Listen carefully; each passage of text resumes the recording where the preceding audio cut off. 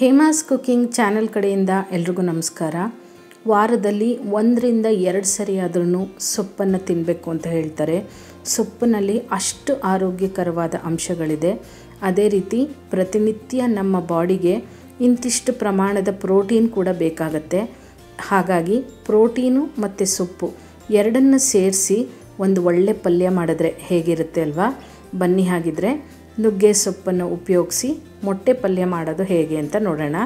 ಅದಕ್ಕಾಗಿ ಒಂದು ಬಾಣಲಿನ ಬಿಸಿಗಿಟ್ಟು ಅದಕ್ಕೆ ಸುಮಾರು 1.5 ಟೇಬಲ್ ಸ್ಪೂನಷ್ಟು ಎಣ್ಣೆ ಹಾಕ್ಕೋಬೇಕು.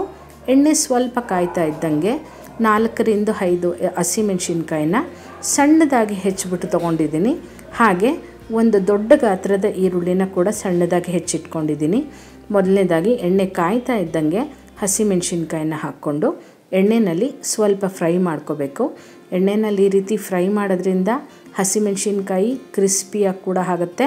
ಹಾಗೆ ತಿನ್ನುವಾಗ ನಿಮಗೆ ಅದು ತುಂಬ ಖಾರ ಕೂಡ ಅನಿಸೋದಿಲ್ಲ. ಈ ರೀತಿ ಸಣ್ಣದಾಗಿ ಹೆಚ್ಚಿದಾಗ ಏನಾಗುತ್ತೆ ಅಂದರೆ ಸೊಪ್ಪಿನ ಜೊತೆ ಚೆನ್ನಾಗಿ ಮಿಕ್ಸ್ ಆಗಿಬಿಡುತ್ತೆ. ಇಲ್ಲ ಅಂದರೆ ಉದ್ದುದ್ದ ಹೆಚ್ಚಿದಾಗ ಮಧ್ಯದಲ್ಲಿ ಸೊಪ್ಪಲ್ಲಿ ಕಾಣದೆ ನಾವು ತಿನ್ಬಿಡೋ ಚಾನ್ಸಸ್ ಕೂಡ ಇರುತ್ತೆ. ಹಾಗಾಗಿ ಸಣ್ಣದಾಗಿ ಹಸಿಮೆಣಸಿನ್ಕಾಯಿ ಹೆಚ್ಕೊಂಡ್ರೆ ಒಳ್ಳೆಯದು. ಈಗ ಹಸಿಮೆಣಸಿನ್ಕಾಯಿ ಸ್ವಲ್ಪ ಫ್ರೈ ಆಗ್ತಾ ಇದ್ದಂಗೆ ಇದಕ್ಕೆ ಈರುಳ್ಳಿನ ಸೇರಿಸ್ಕೋಬೇಕು. ಈರುಳ್ಳಿ ಕೂಡ ಮೊಟ್ಟೆ ಪಲ್ಯ ಆಗಿರೋದ್ರಿಂದ ಸ್ವಲ್ಪ ಜಾಸ್ತಿ ಹಾಕ್ಕೊಂಡ್ರೂ ಕೂಡ ರುಚಿ ಚೆನ್ನಾಗೇ ಇರುತ್ತೆ. ಈರುಳ್ಳಿ ಹಾಗೆ ಹಸಿಮೆಣಸಿನ್ಕಾಯಿ ಎರಡನ್ನೂ ಎಣ್ಣೆಯಲ್ಲಿ ಒಂದು ಸ್ವಲ್ಪ ಬಾಡಿಸ್ಕೋಬೇಕಾಗತ್ತೆ. ಇದು ಒಂದು ಸ್ವಲ್ಪ ಬಾಡಿಸ್ಕೊಂಡಿದ್ದ ನಂತರ ಇದಕ್ಕೆ 1/4 ಸ್ಪೂನಷ್ಟು ಅರಿಶಿನ ಸೇರಿಸ್ಕೋಬೇಕು. ಅರಿಶಿನ ಕೂಡ ಹಾಕ್ಕೊಂಡು ಚೆನ್ನಾಗಿ ನಾವು ಫ್ರೈ ಮಾಡ್ಕೋಬೇಕಾಗತ್ತೆ. ಈ ಸೊಪ್ಪಿನ ಪಲ್ಯ ನಿಮಗೆ ಒಂದು 5-10 ನಿಮಿಷದಲ್ಲೇ ರೆಡಿಯಾಗಿಬಿಡುತ್ತೆ. ಆರೋಗ್ಯಕ್ಕಂತೂ ಹೇಳೋದೇ ಬೇಡ, ಅಷ್ಟು ಒಳ್ಳೆಯದು. ವಾರದಲ್ಲಿ 1 ಸರಿ ಆದರೂ ನೀವು ನುಗ್ಗೆ ಸೊಪ್ಪನ್ನ ತಿನ್ನೋದು ಒಳ್ಳೆಯದು. ಇದರಲ್ಲಿ ಸಾಕಷ್ಟು ಕಬ್ಬಿಣದ ಅಂಶ ಇದೆ ಅಂತ ಹೇಳ್ತಾರೆ. ಹಾಗೆಯೇ ಶುಗರ್ ಪೇಷಂಟ್ಸ್ಗೆ ಅಂದರೆ ಡಯಾಬಿಟೀಸ್ ಇರೋರಿಗೂ ಕೂಡ ನುಗ್ಗೆ ಸೊಪ್ಪು ತುಂಬಾ ಒಳ್ಳೆಯದು. ಈಗ ನುಗ್ಗೆ ಸೊಪ್ಪನ್ನು ಚೆನ್ನಾಗಿ ತೊಳೆದು ಇದನ್ನು ನೀರೆಲ್ಲ ಬಸಿದು ಇಟ್ಕೊಂಡಿದ್ದೀನಿ. ಆದಷ್ಟು ಎಳೆ ಸೊಪ್ಪನ್ನು ತೊಗೊಂಡ್ರೆ ಈ ಮೊಟ್ಟೆ ಪಲ್ಯದಲ್ಲಿ ತುಂಬ ರುಚಿಯಾಗಿರುತ್ತೆ.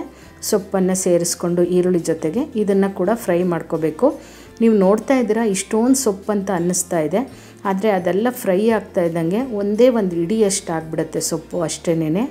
ಇದನ್ನು ಗ್ಯಾಸ್ನ ಲೋ ಫ್ಲೇಮ್ನಲ್ಲಿ ಇಟ್ಕೊಂಡು ಚೆನ್ನಾಗಿ ಫ್ರೈ ಮಾಡ್ಕೋಬೇಕಾಗತ್ತೆ. ಎಣ್ಣೆಯಲ್ಲಿ ಸೊಪ್ಪು ಒಂದು 5-6 ನಿಮಿಷದಲ್ಲೇ ಚೆನ್ನಾಗಿ ಬೆಂದಂಗೆ ಆಗಿಬಿಡುತ್ತೆ. ಹಾಗೆ ಟೇಸ್ಟ್ ಕೂಡ ನಿಮಗೆ ಈ ರೀತಿ ಎಣ್ಣೆಯಲ್ಲಿ ಫ್ರೈ ಮಾಡಿದಾಗ ತುಂಬಾ ಚೆನ್ನಾಗಿರುತ್ತೆ. ಸೊಪ್ಪು ಬೇಗ ಬೇಯಬೇಕು, ಹಾಗೆ ಇದಕ್ಕೆಲ್ಲ ಚೆನ್ನಾಗಿ ಉಪ್ಪಿಡಿಬೇಕು ಅಂದರೆ ಈಗಲೇ ಇದಕ್ಕೆ ಉಪ್ಪನ್ನು ಹಾಕ್ಕೋಬೇಕು. ಉಪ್ಪನ್ನು ಹಾಕೋದ್ರಿಂದ ಸೊಪ್ಪು ಕೂಡ ಬೇಗ ಬೇಯುತ್ತೆ. ಹಾಗೆ ನೀರು ಬಿಡೋದ್ರಿಂದ ನಾವು ಮತ್ತೆ ನೀರನ್ನು ಹಾಕೋ ಅವಶ್ಯಕತೆ ಇರಲ್ಲ. ಈಗ ಇದನ್ನು ಚೆನ್ನಾಗಿ ಫ್ರೈ ಮಾಡ್ಕೊಳ್ಳೋಣ. ಇದೇ ರೀತಿ ನಾನು ನುಗ್ಗೆ ಸೊಪ್ಪನ್ನು ಉಪಯೋಗಿಸಿ ಗೌಡ್ರ ಸ್ಟೈಲ್ನಲ್ಲಿ ಉಪ್ಸಾರನ್ನು ಕೂಡ ಮಾಡಿ ತೋರಿಸಿದ್ದೀನಿ. ಹಾಗೆ ನುಗ್ಗೆಕಾಯಿನಲ್ಲಿ ಒಂದು ಫ್ರೈಯನ್ನು ಕೂಡ ಮಾಡಿ ತೋರಿಸಿದ್ದೀನಿ. ಮದುವೆ ಮನೆ ಶೈಲಿನಲ್ಲಿ ನುಗ್ಗೆಕಾಯಿ ಸಾಂಬಾರನ್ನ ಕೂಡ ತೋರಿಸಿದ್ದೀನಿ. ಇದೆಲ್ಲದನ್ನು ನಾನು ಈ ವಿಡಿಯೋ ಎಂಡ್ ಸ್ಕ್ರೀನಲ್ಲಿ ಹಾಕಿರ್ತೀನಿ, ಒಂದ್ಸರಿ ಚೆಕ್ ಮಾಡ್ಕೊಳ್ಳಿ. ನೋಡಿ, ಮಾತಾಡ್ತಾ ಇದ್ದಂಗೆ ಸೊಪ್ಪು ಆಗಲೇ ಬೆಂದಂಗೆ ಆಗಿಬಿಟ್ಟಿದೆ.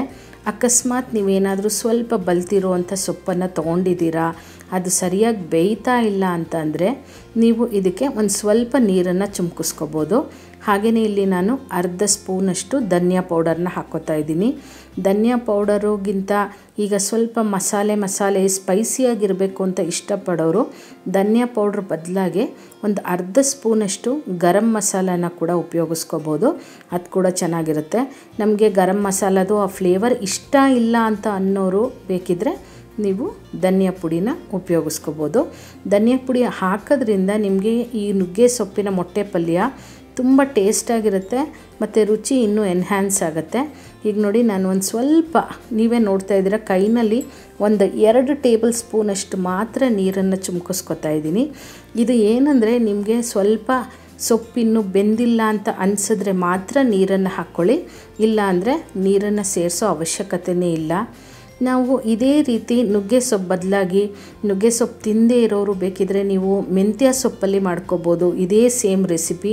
ಇಲ್ಲಾಂದರೆ ದಂಟಿನ ಸೊಪ್ಪನ್ನು ಕೂಡ ಉಪಯೋಗಿಸ್ಕೋಬೋದು. ಎರಡೂ ಕೂಡ ತುಂಬ ಚೆನ್ನಾಗಿರುತ್ತೆ.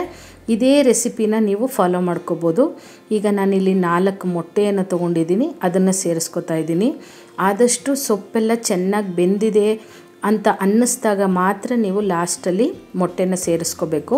ಮುಂಚೆನೇ ಮೊಟ್ಟೆನ ಹಾಕ್ಕೊಂಡ್ಬಿಟ್ರೆ ಮೊಟ್ಟೆ ಬೇಗ ಫ್ರೈ ಆಗಿಬಿಡುತ್ತೆ, ಆಮೇಲೆ ಸೊಪ್ಪು ಸರಿಯಾಗಿ ಬೆಂದಿರಲ್ಲ. ಇದೊಂದು ಗಮನದಲ್ಲಿ ಇಟ್ಕೋಬೇಕಾಗತ್ತೆ ಈ ನುಗ್ಗೆ ಸೊಪ್ಪಿನ ಮೊಟ್ಟೆ ಪಲ್ಯದಲ್ಲಿ. ಈಗ ಇದನ್ನು ಚೆನ್ನಾಗಿ ನಾವು ಎಗ್ ಬುರ್ಜಿ ಎಲ್ಲ ಯಾವ ರೀತಿ ಮಾಡ್ತೀವಿ ನೋಡಿ, ಅದೇ ರೀತಿ ಇದನ್ನು ಕೂಡ ಚೆನ್ನಾಗಿ ಫ್ರೈ ಮಾಡ್ಕೋಬೇಕು. ಹಾಗೆಯೇ ನಾನು ಈ ಮೊಟ್ಟೆನಲ್ಲಿ ಕೂಡ ಸಾಕಷ್ಟು ಎಗ್ ರೆಸಿಪೀಸ್ನ ತೋರಿಸಿದ್ದೀನಿ. ಬೇಕಿದ್ರೆ ನೀವು ನನ್ನ ಚಾನಲಲ್ಲಿ ನೋಡ್ಬೋದು. ಎಗ್ ಗ್ರೇವಿ ಆಗಿರ್ಬೋದು, ಪಲ್ಯಗಳಾಗಿರ್ಬೋದು, ಸುಮಾರು ವೆರೈಟಿ ತೋರಿಸಿದ್ದೀನಿ, ಒಂದು ಸರಿ ಚೆಕ್ ಮಾಡ್ಕೊಳ್ಳಿ. ಈಗ ನೋಡಿ ಎಷ್ಟು ಚೆನ್ನಾಗಿ ಫ್ರೈ ಆಗಿದೆ, ಎಲ್ಲ ಉದುದ್ರ ಕೂಡ ಆಗಿದೆ. ಇಷ್ಟ ಆದರೆ ಆಯಿತು. ಲಾಸ್ಟಲ್ಲಿ ನಾನು ಇದಕ್ಕೆ ಸ್ವಲ್ಪ ಕಾಯಿ ತುರಿನ ಸೇರಿಸ್ತಾ ಇದ್ದೀನಿ. ಇದು ಆಪ್ಷನಲ್ಲು, ನಿಮಗೆ ಬೇಕಿದ್ದರೆ ನೀವು ಕಾಯಿ ತುರಿನ ಹಾಕ್ಕೊಳ್ಳಿ, ಇಲ್ಲ ಅಂದರೆ ಹಾಗೆ ಕೂಡ ಮೊಟ್ಟೆ ಪಲ್ಯನ ತಿನ್ಬೋದು. ನೋಡಿ ಎಷ್ಟು ಬೇಗ ಒಂದು 10 ನಿಮಿಷದಲ್ಲೇನೆ ರುಚಿಯಾಗೂ ಇರುವಂಥದ್ದು ಹಾಗೆ ಆರೋಗ್ಯವಾಗಿರುವಂಥ ನುಗ್ಗೆ ಸೊಪ್ಪಿನ ಮೊಟ್ಟೆ ಪಲ್ಯ ರೆಡಿ ಆಯ್ತಲ್ವ. ನೀವು ಮನೆಯಲ್ಲಿ ಮಾಡ್ಕೋತೀರಾ ಅಂತ ಅಂದ್ಕೊಂಡಿದ್ದೀನಿ. ಮಾಡಿದಾಗ ಖಂಡಿತ ನನಗೆ ಕಮೆಂಟ್ ಮೂಲಕ ತಿಳಿಸಿ ಹೇಗೆ ಬಂತು ಅಂತ. ಒಂದು ಒಳ್ಳೆ ಬಿಸಿ ಬಿಸಿ ರಸಮ್ಮು ಅಥವಾ ಬೇಳೆ ಸಾರು ಇದ್ಬಿಟ್ರಂತೂ ಪಕ್ಕದಲ್ಲಿ ಸೈಡ್ ಡಿಶ್ ಆಗಿ ತಿನ್ನೋದಕ್ಕೆ ಕೂಡ ಚೆನ್ನಾಗಿರುತ್ತೆ. ಚಪಾತಿ ಜೊತೆ ಕೂಡ ಒಳ್ಳೆ ಕಾಂಬಿನೇಷನ್ ಅಂತಲೇ ಹೇಳ್ಬೋದು. ಮತ್ತಷ್ಟು ಈಸಿಯಾದಂಥ ರೆಸಿಪೀಸ್ಗಾಗಿ ಹಾಗೆ ಟಿಪ್ಸ್ಗಾಗಿ ಹೇಮಾಸ್ ಕುಕಿಂಗ್ ಚಾನಲ್ನ ಮರಿದೇ ಸಬ್ಸ್ಕ್ರೈಬ್ ಮಾಡ್ಕೊಳ್ಳಿ. Thank you.